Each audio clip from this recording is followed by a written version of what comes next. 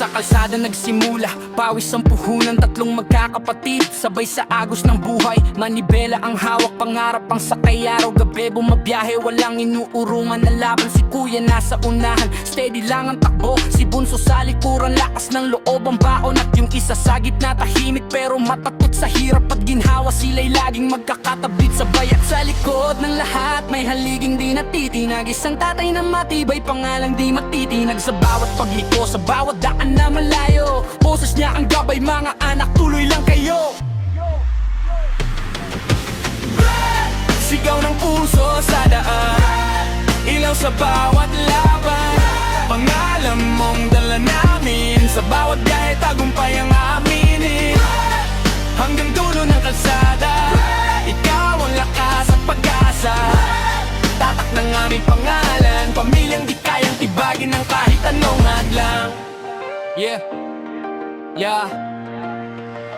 Dumaan sa unos, napagod na sugatan, pero di sumuko, patuloy lang sa laban. Hanggang isang araw, nagbago ang ikot. Yung isa sa kanila, umangat, naging amo ng negosyo. Di na lang driver, siya na ang may hawak ng fleet ng mga truck. Pangarap ay natupad, pero di nakalimot saan siya nagsimula. Kasama pa rin kapatid, sama-sama sa biyaya, at sa tabi pa rin nila si tatay na si Brad. Ngiting puno ng saya sa tagumpay na inabot. Hindi lang dugo ang sukatan ng lakas, kundi ang pagmamahal na di kumukupas. Sigaw ng puso sa daan, ilaw sa bawat laban, pangalan mong dala namin, sa bawat gaya tagumpay ang aaminin.